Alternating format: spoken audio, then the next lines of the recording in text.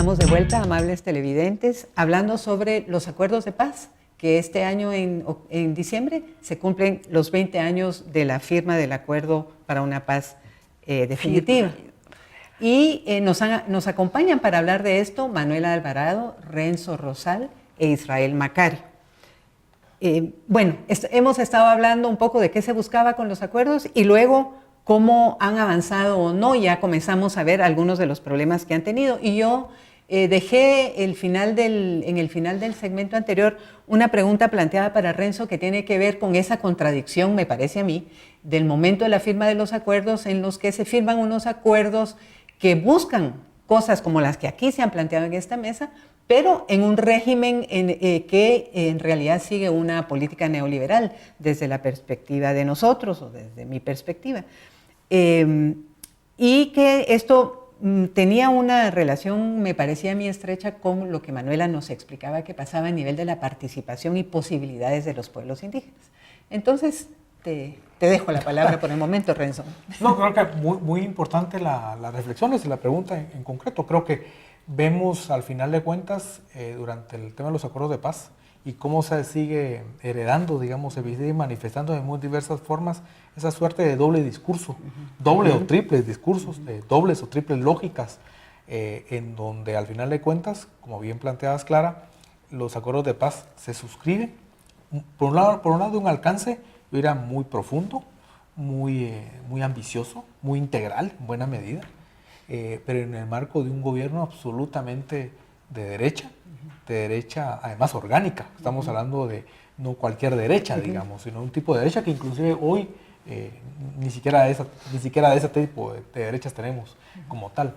Y por lo tanto, estamos hablando de un pobre o casi ningún tipo de nivel de compromiso político real, evidente, con relación a la implementación de los acuerdos. Los acuerdos sirvieron entonces para efectos del régimen de momento, en una suerte del diente para afuera, digamos, de labios para afuera, de una suerte de un discurso que hasta el día de hoy el señor Arzú sigue capitalizando o intentando capitalizar, pero al final de cuentas no había necesariamente la intencionalidad. Y eso lo puedo ver un poco en perspectiva muy específicos de uno de los componentes del acuerdo sobre reformas constitucionales, y me refiero al tema del régimen electoral.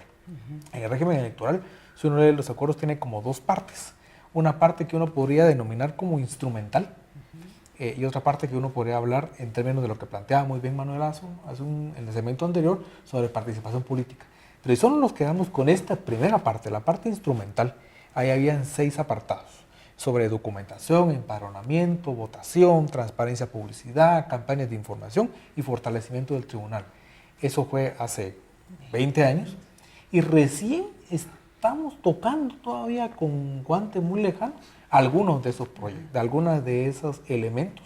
Por ejemplo, en materia de empadronamiento, pues se creó el RENAP, pero hoy estamos viendo cómo ese RENAP fue creado, digamos, para generar negocios totalmente fuera del sentido original de los acuerdos de paz, que no hablaba de un RENAP, pero sí hablaba de ponerle acento a la parte de documentación, es decir, cómo facilitar el acceso a los centros de votación.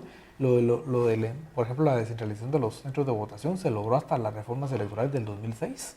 Estamos hablando hace 10 años, 10 años después de los acuerdos.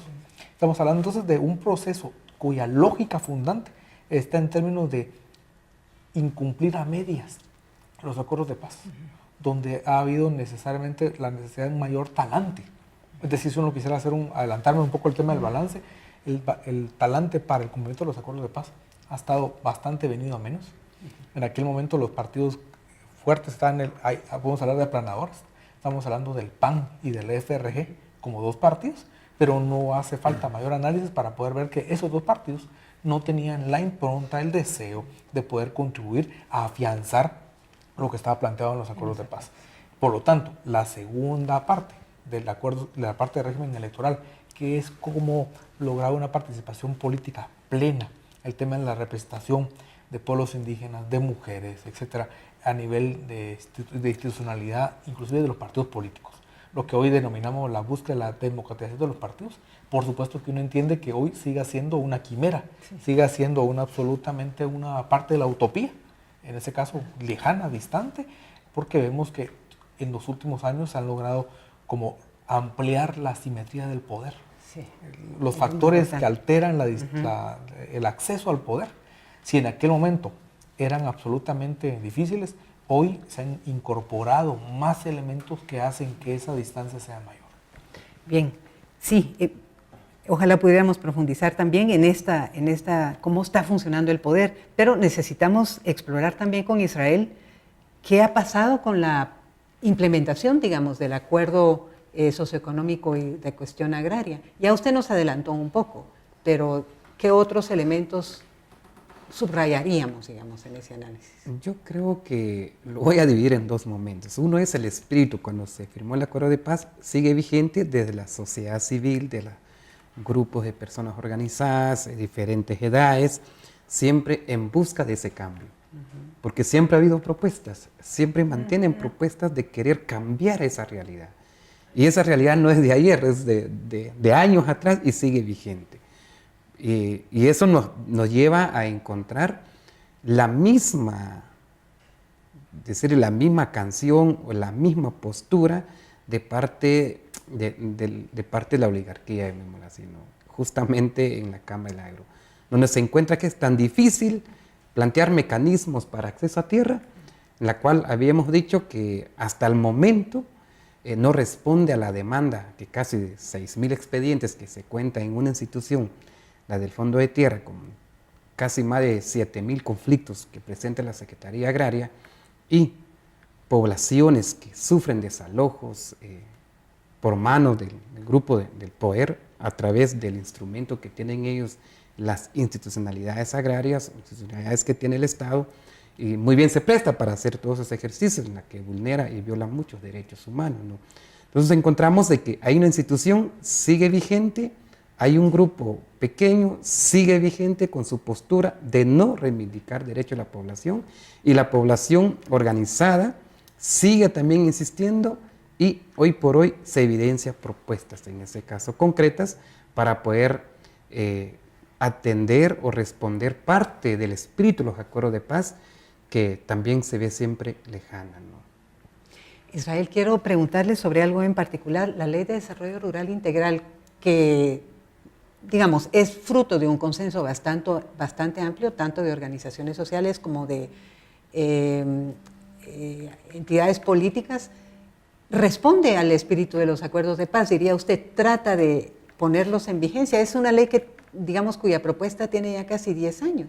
Mire, parte de esta es una de las propuestas que tiene la sociedad civil. Podemos hablar de la iniciativa de ley de desarrollo integral, que hoy por hoy entra y conoce el Congreso, digiversa el sentido también de querer responder a esa demanda que la población día a día queja, pero nos encontramos también de que existe una vez más la institucionalidad, la disponibilidad del grupo de poder que existe en este país de no querer operativizar nada, porque existe una política también de desarrollo rural integral que hoy por hoy no se ejecuta en este caso, no se operativiza.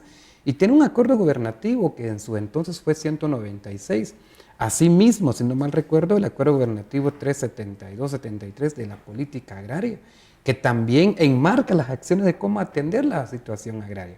Pero nos encontramos con que la institucionalidad agraria, hoy por hoy, que es el Fondo de Tierra, no explora nuevos mecanismos. Y las instituciones, las organizaciones, grupos de mujeres, jóvenes y las diferentes expresiones organizativas le dan propuesta a la institucionalidad. Tal el caso, Plataforma Agraria, pues explora un nuevo mecanismo de acceso a tierra, vía de extinción de dominio, que por ley muy bien se puede hacer, el artículo 68 de la Constitución Política, el artículo 48 de la extinción de dominio, eso sí mismo también que las políticas de desarrollo integral, la política agraria, las políticas y leyes del Fondo de Tierra. Encontramos que sí es viable en ese caso, pero es negado casi a su totalidad ese nuevo mecanismo también. Gracias, Israel. Con esas palabras de Israel Macario vamos a ir al corte y regresamos para nuestro balance final en nuestro segmento último, el número 4.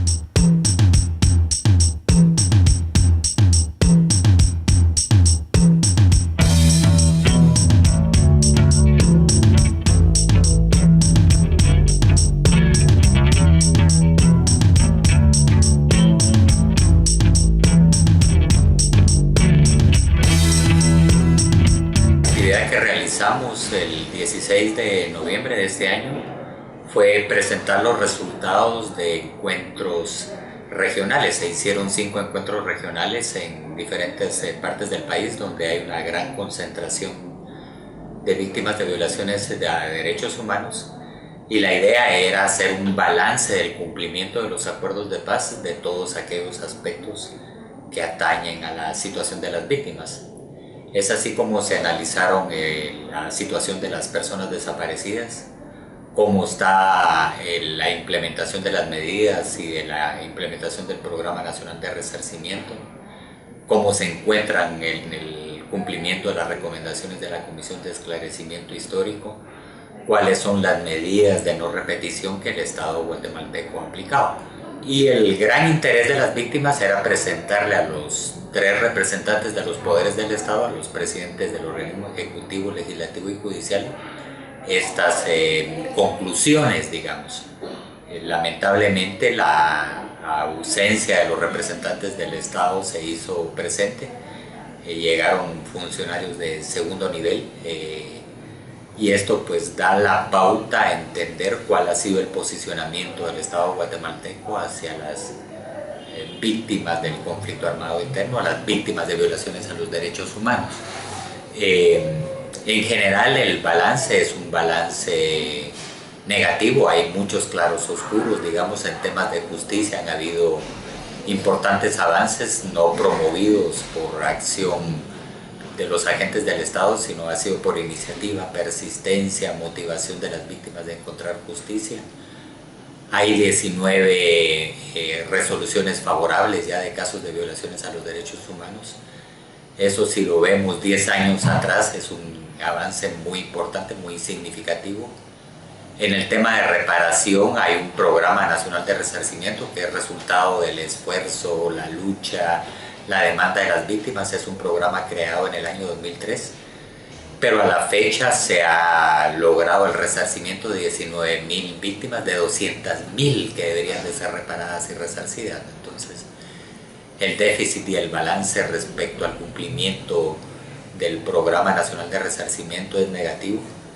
En cuanto a las acciones que debería hacer el legislativo, que es básicamente la aprobación de la iniciativa 3590 que crea la Comisión de Búsqueda de Personas Desaparecidas, tiene más de 10 años de estar en el Congreso y no ha habido ni voluntad, ni posicionamiento, ni interés de agendar la 3590 para crear una comisión de búsqueda de desaparecidos. Todos sabemos que es un problema que sigue vigente hasta el día de hoy, es decir, en la medida en que no se sepa el paradero de una persona desaparecida, es un caso que sigue siendo vigente.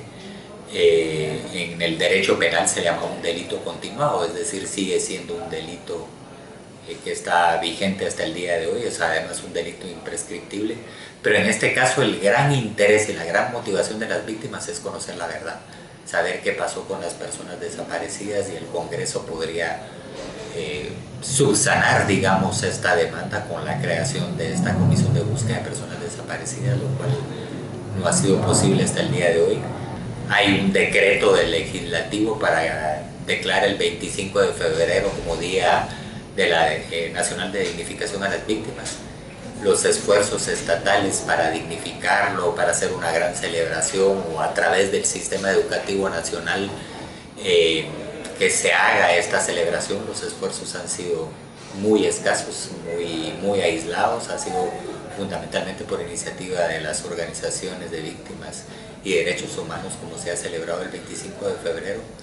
Igualmente el currículo nacional base crea la posibilidad y abre la gran posibilidad de la enseñanza de la memoria histórica, y no se ha hecho. Las consideraciones que se hacen es que los acuerdos de paz, en la medida en que no han sido cumplidos, son acuerdos vigentes, ¿no? O sea, son compromisos de Estado, han sido declarados como compromisos de Estado, y por consiguiente los acuerdos de paz se esperaría que en este 20 aniversario de los acuerdos de paz haya un relanzamiento, una nueva puesta en vigencia.